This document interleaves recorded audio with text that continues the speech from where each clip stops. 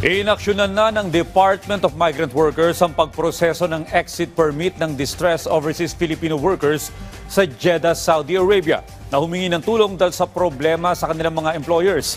Yan at iba pa sa Express Balita ni Vel Custodio.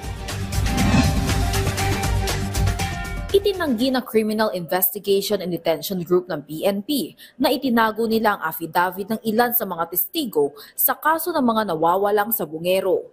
Ayon sa CIDG, hindi lang nila isinumite ang mga sinumpaang salaysay sa Department of Justice dahil hindi sila ang nagkalap ng mga ito. Gayunpaman, malayang aniyang magsumite ng affidavit ang mga testigo sa DOJ. Inaayos na ng Department of Migrant Workers ang exit permit ng ilan sa mga distressed overseas Filipino workers sa Jeddah, Saudi Arabia na nagpasaklolo dahil sa mga kinakaharap na problema sa kanilang employers. Bukod pa ito sa 16 na mga OFW mula Jeddah na dumating sa bansa noong Martes na nagkaproblema naman sa kanilang foreign recruitment agency. Inihain ni mamamayang Liberal Party List Representative Laila de Lima ang letter complaint laban sa 10 prosecutor. Kaugnay ng pagkwestiyon sa pagkaabsuelto sa kanya sa Muntinlupa Regional Trial Court sa mga kasong may kinalaman sa droga. Isinumite ng kanyang abogado na si Attorney Dino De Leon ang liham sa DOJ para panagutin ang 10 prosecutor sa reklamong grave misconduct at gross ignorance of the law. Pinangungunahan ni Provincial Prosecutor Romancito Ocampo Jr.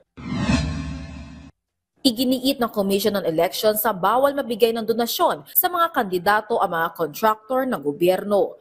Ayon kay COMELEC Chairman George Erwin Garcia, nakasaad sa Omnibus Election Code Section 95 na mahigpit itong ipinagbabawal lalo na sa mga contractor na may kinalaman sa public works. Sa ngayon, nagsagawa na ng investigasyon ng COMELEC sa mga kumandidatong tumanggap ng donasyon noong 2025 national and local elections. Base sa isinumite nilang Statement of Contributions and Expenditures o SOSE.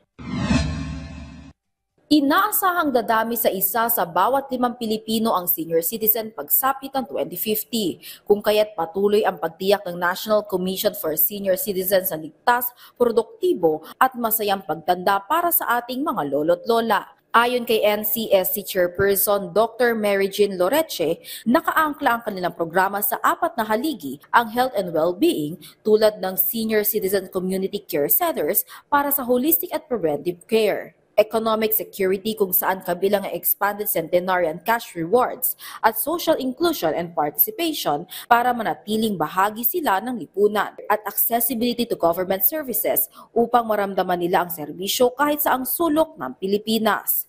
Vel Custodio para sa Pambansang TV sa Bagong Pilipinas.